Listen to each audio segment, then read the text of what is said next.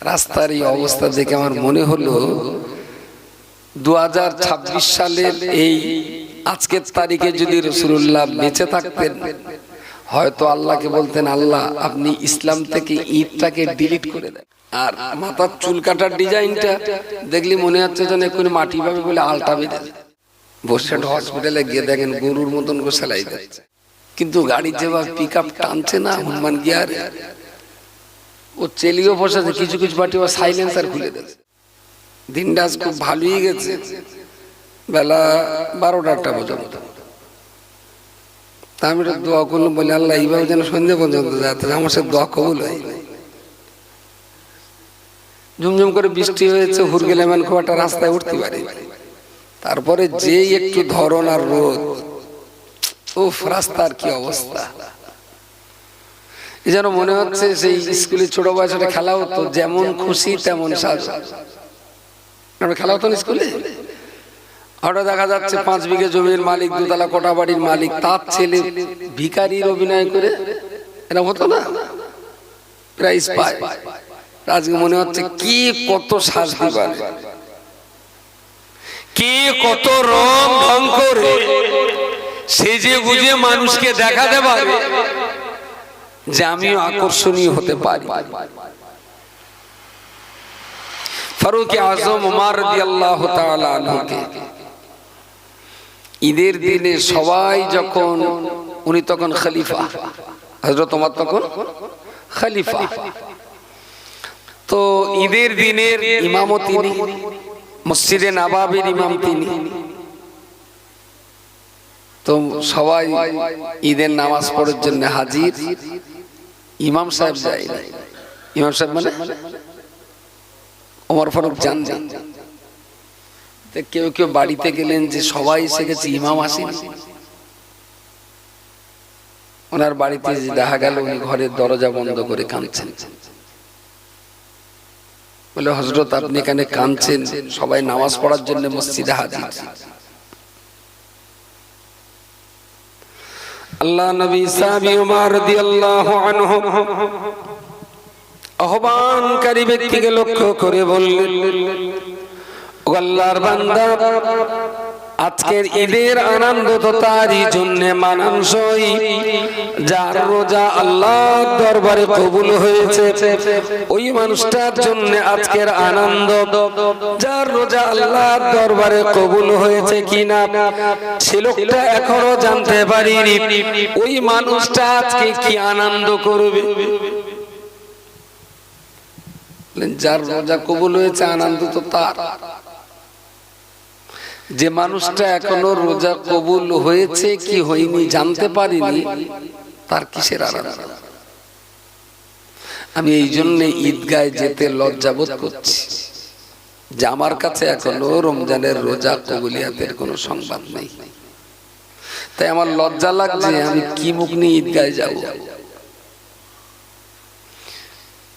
আচ্ছা, এই যদি হয় হযরত ওমর রাদিয়াল্লাহু আনহুর রোজা আর ঈদের চরিত্র, তাহলে আমরা কোথায়?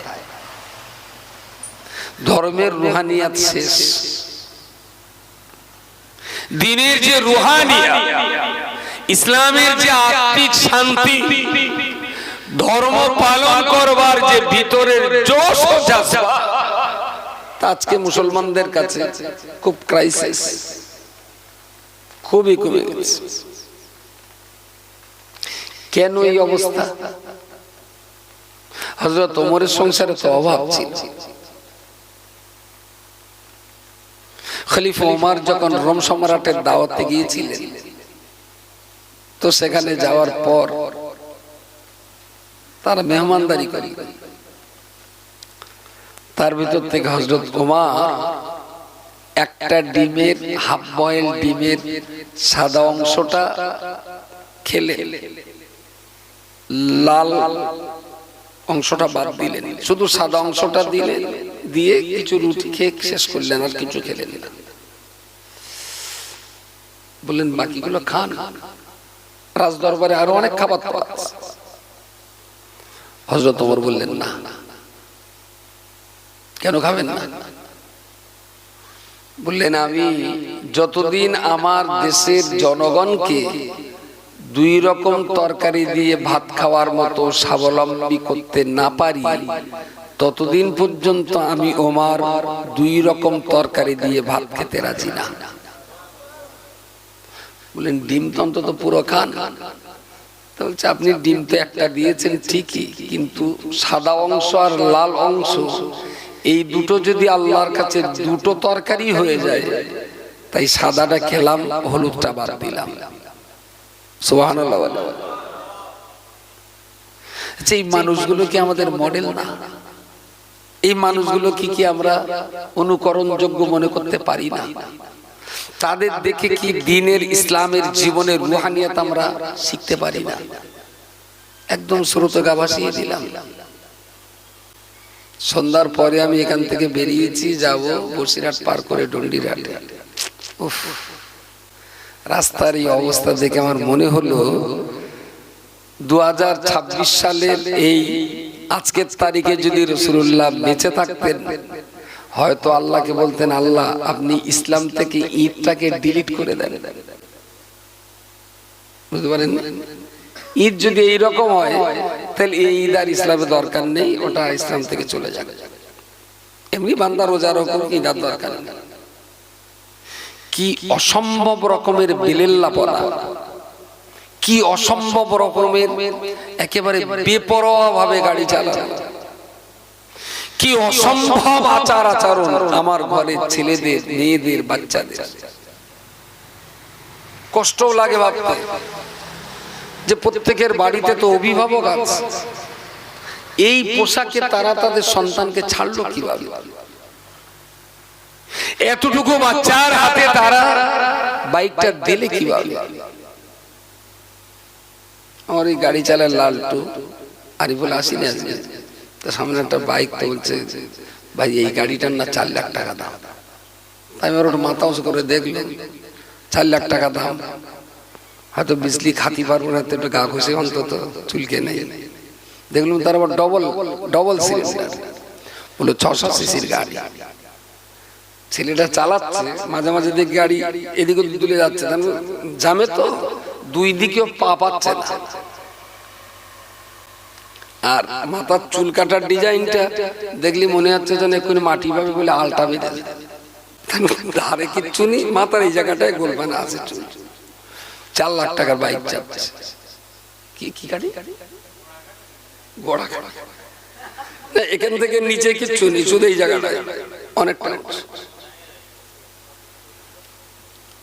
তো ইসলামের যে রুহানিয়াত, ধর্মের যে আধ্যাত্মিকতা, ভিতর থেকে আনন্দ পাওয়ার যে টেস্ট, তা আজ আর মুসলমানদের কাছে নেই।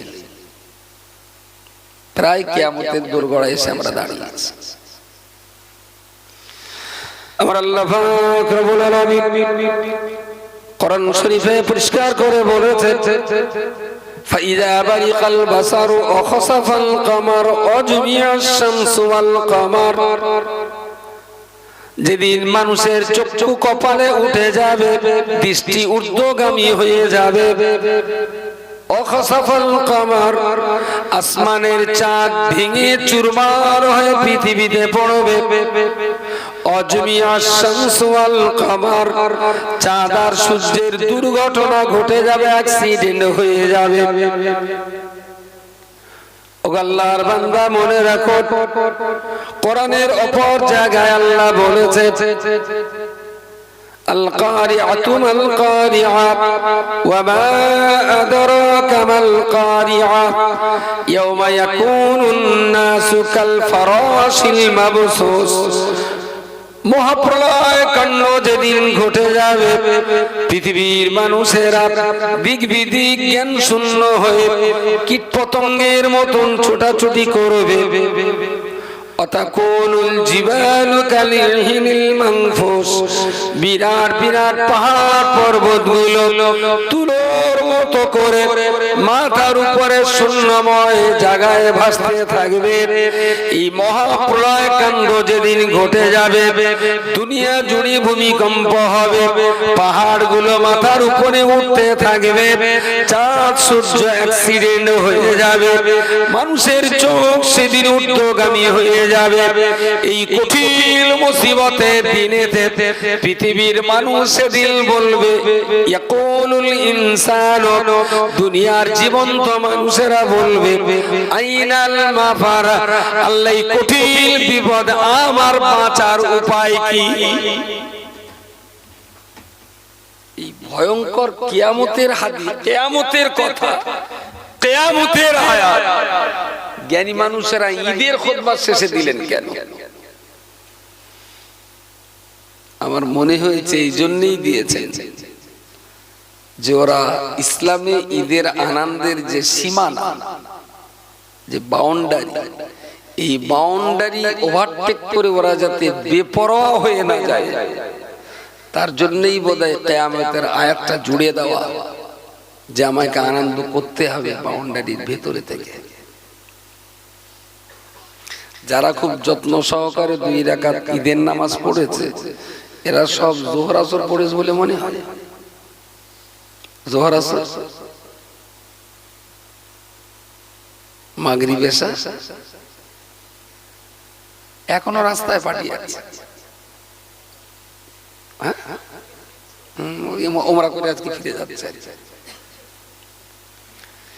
কি হবে বলুন এই সমাজের উপায়, কি পরিস্থিতি হবে?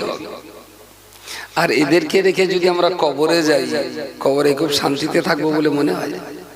এরকম ছেলে পিলে রেখে যদি আমরা কবরে যাই, বাপ মা, কবর তো কঠিন আকৃতি নেবে। উপরে যখন চাঁদ সূর্য অ্যাক্সিডেন্ট হবে, মানুষের দৃষ্টি যখন ঊর্ধ্বগামী হবে, চাঁদ ভেঙে চুরমার হয়ে পৃথিবীতে পড়তে থাকবে, মাথার উপরে পাহাড়গুলো তুলোর মতো ভাসবে। তুলো এরকম পাকড়া পাকে কি মাসের দিকে? চৈত্র মাসের দিকে। হ্যাঁ, চৈত্র বৈশাখ মাসের দিকে পাকড়া পেকে যায়। তো দেখবেন মাঝে মাঝে কিছু কিছু গাছের পাকড়া পাড়া হয়নি বলে ফেটে যায়, আর দক্ষিণে বাতাসে ওই ফাটা পাকড়ার জায়গায় রৌদ্র লেগে তুলোগুলো ফেঁপে ফোটা হয়, কখনো কখনো তা বাইরে বেরিয়ে ফিরফির করে বাতাসে ওঠে। এই যে গাছের পাকা পাকড়ার ভিতরের তুলো, হয়তো গবিলার পাকড়া গাছের তুলো ভাসতে ভাসতে কোথায় যে মাটিতে পড়বে তার ইয়াত্তা আছে। ও কি এখানকার তুলো এখানে পড়বে বলে মনে হয়? ও তো ভারী না, একদম হালকা। ওই ফিরফিরে বাতাসে কোথায় যে পড়বে তার কোনো ইয়াত্তা নেই। অতাকুনুল জিবালু কালিহিনিল মানফুস, পাকড়া গাছের তুলোগুলো যেমন চৈত্র মাসে বাতাসে ভেসে বেড়ায়, কিয়ামতের দিন বিরাট বিরাট পাহাড়গুলো এরকম তুলোর মতো ভাসবে। ইসরাফিল ফেরেশতা প্রথম বাঁশি দেওয়ার পর তুলোর মতো ভাসবে। এত ওয়েট, এক একটা পাহাড়ের ওয়েট। এই দুনিয়াটা না এককালে ছিল না, পানি ছিল। বিবাক্কাতা মুবারাকাম ওয়া হুদাল লিল আলামিন, সেই পানির ঢেউয়ে গেঁজা, আর সেই গেঁজা এক জায়গায় জমাট বাঁধলো, তার ভিতরে মাটি সৃষ্টি হলো। সেই মাটি পলি মাটি জমতে জমতে জমতে জমতে এই পৃথিবীটা রাখতে। তো যেহেতু পানির উপরে গেঁজা, সেই গেঁজার ভিতরে মাটি, সেই মাটি বাড়তে বাড়তে দুনিয়া, তো বিশাল পানি, মোটামুটি দুনিয়াটা টলমল করত। তো স্রোতস্বিনী বা বাতাস হওয়া কোন নদীর উপরে যদি ছোট্ট একটা সালতি নৌকা, সালতি বলা নাকি বলে, ছোট ছোট নৌকাগুলো থাকলে এরকম টলামলা হবে। দুনিয়াটা টলছে, এদিক ওদিক কাতর ছিল, দোলাদুলি করছিল, নড়ানড়ি হচ্ছিল। হাড়োয়া নদীতেও দেখবেন অনেক সময়, আর আমাদের তো কাছাকাছি নদী, এদিকে ইসামতি, চোখ পড়েছে কখনো কখনো নদীতে এক একটা বড় বড় নৌকাগুলোতে 5-6 লরি করে বালি চলে যায়। দেখেন এরকম নৌকা আছে, একটা লরিতে বড্ড জোর 6000-8000 ইট যায়, কিন্তু এক একটা বড় বড় এরকম নৌকায় না 40-50 হাজার ইট যায়। তো যে নদীতে একটা শান্তি টলমল করছে, সেই নদীতে এরকম 50,000 ইট নেওয়া একটা নৌকা, সেটা কি টলমল করবে? টলমল কেন? ওয়েট থাকার কারণে ওর টলনি নেই। যে ধাক্কাগুলো লাগছে পানির, ওই ধাক্কা এই নৌকাকে টলাতে পারছে না, কারণ এর ওয়েট আছে। আর যে নৌকাটায় কোনো ওয়েট নেই, হালকা, পানির ঢেউয়ের ধাক্কায় সেটা টলে যাচ্ছে। রব্বুল আলামিন আল্লাহ কোরআনের অপর জায়গায় বলেছেন, ওয়াল জিবালা আওতাদা, হে পৃথিবীর মানুষেরা, আমি আল্লাহ দুনিয়া সৃষ্টি করার পরে পানির উপরে দুনিয়া যখন টলটল করছিল, দুনিয়া যদি সব সময় নড়ানড়ি করতে থাকে, তাহলে আমার বান্দা এই দুনিয়াতে কি করে চলাফেরা করবে, কি করে ছুটোছুটিয়া দৌড়দৌড়ি করবে? দুনিয়াটা বান্দার বসবাসের জন্য সুন্দর আরামদায়ক করে দিতে, ওয়াল জিবাল আওতাদা, এই পৃথিবীর কোণে কোণে আমি আল্লাহ বিরাট বিরাট পাহাড় সৃষ্টি করে দুনিয়ার টলনিটাকে আমি আল্লাহ স্থির করে দিয়েছি। সকলে বলেন সুবহানাল্লাহ। খালি নৌকা টলে, ওয়েট হয়ে গেলে আর দুনিয়াটাও টলছিল। আল্লাহ পাহাড় দিয়ে দুনিয়ার ওয়েট চাপিয়ে দিয়েছেন, দুনিয়ার চলছে না, নড়ছে না। গত শুক্রবারের আগের শুক্রবার একটু নড়ল না, মনে আছে? 2-3 সেকেন্ড না, মনে একটু বেশি। আমার তো মনে হলো 30 থেকে 40 সেকেন্ড হবে একদম। আর ঠিক ওইটা যখন হচ্ছে, আমি বাগজোলা মসজিদে সেদিন ছিলাম, পাশের রাস্তা একটা লরিও তখন পিকআপ দিয়ে একটু বেশ জোর শব্দ, সম্ভবত লরিটা আমাদের লোড গাড়ি টাড়ি হবে, এগোচ্ছে বা পিছচ্ছে, মার্কেটের ভিতরে মসজিদ। তো আমার মনে হলো যে ওই গাড়িটা মসজিদের গায়ে ধাক্কা মেরেছে, এমন ভাবে মসজিদটা কেঁপে উঠেছে। বসেছিলাম তো, আমার একদম পড়ে যাওয়ার মতো হলাম। আমি তাড়াতাড়ি উঠে ছুটে পালাচ্ছি, আমি মনে করেছি মসজিদের গায়ে লরি ধাক্কা লেগে গেছে, এত জোর কাঁপুনিটা অনুভূতি হচ্ছে। তারপরে বুঝলাম যে না, ভূমিকম্প হচ্ছে। আর ওই মসজিদের সামনে এরকম একটা লোহার পাতির উপরে একটা ছোট্ট এ মতন দেওয়া ছিল, খুব সূক্ষ্মভাবে ওটা ছিল। মিস্ত্রিরা কি করতে দিলে জানি না, কিন্তু ওখানে দেখছি ভালোই ওটা দুলছে, তার মানে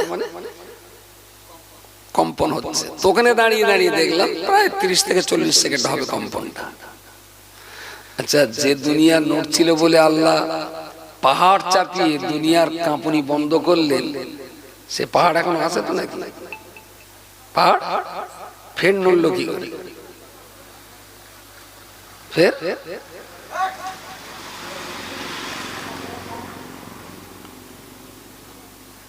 অবাক হলে হবে না, এক্ষুনি মাতামাতি ঠিক নেই।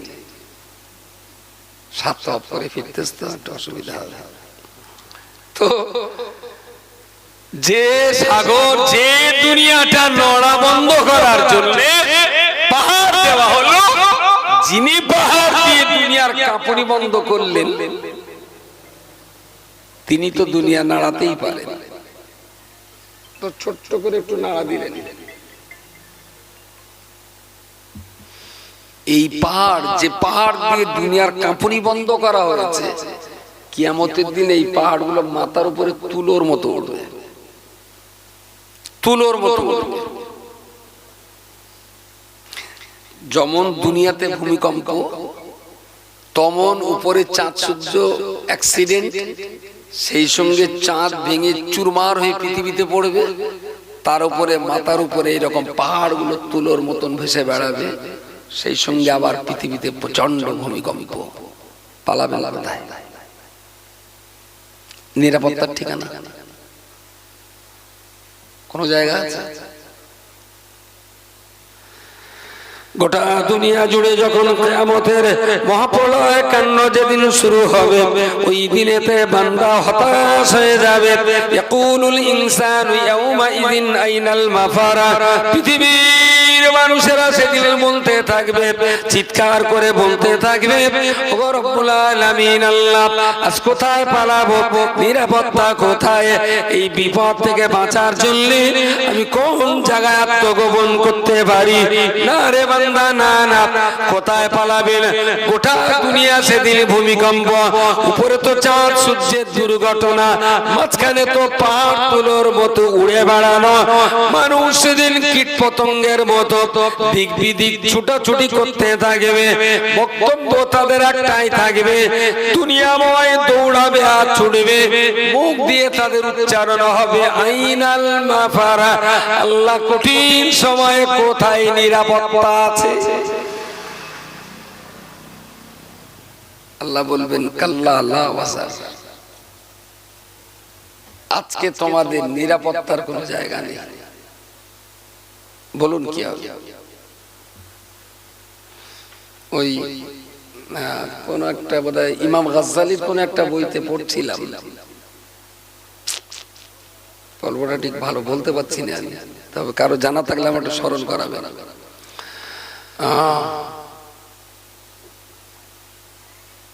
ওই একটা জায়গায় একটা পাতকুয়া আছে, পাতকুয়ার নিচে বিষাক্ত কিছু সাপ আছে, বিষাক্ত সাপ, আর তার উপরে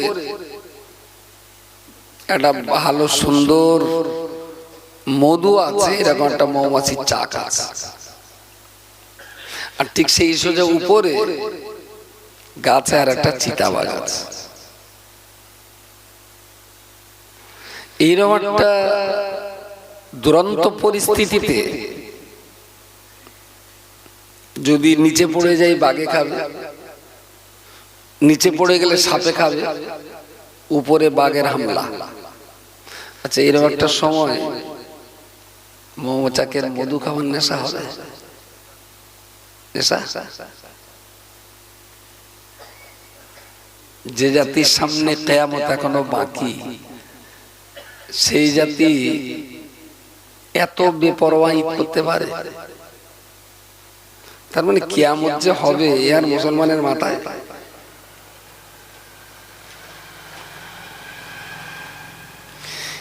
তো আজকে দেখে দেখে আমার মনে হলো যে জ্ঞানী মানুষরা যারা খুতবা সংকলন করেছেন, এরা যাতে আনন্দ করতে করতে আল ঠেলে না ফেলে, তার জন্যই বোধহয় কিয়ামত দিয়ে একটু সতর্ক করা হলো যে আনন্দ কর, ক্ষেতের ভেতরে থেকে আল ঠেলে না।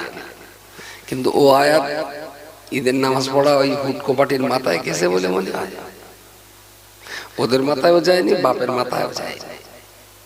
বাপের মাথায় যদি যেত তাহলে টিকলে টুকলে বাচ্চারা থেকে বাইক দিত। আজকে বসে হসপিটালে গিয়ে দেখেন গরুর মতন করে সেলাই দিচ্ছে, একটা সেলাই দিয়ে উঠতে পারেন, আবার একটা সেইটোর মালা পাচ্ছে না। ওটার এদিক সেদিক করে ঠান্ডা একটা চটা দেবে, ছাড়তে না ছাড়তে আর একটা চলে এলো, তার আবার 4টে আঙুলের ভেতরে 5টা আঙুলের ভেতরে দুটো পাওয়া যাচ্ছে না।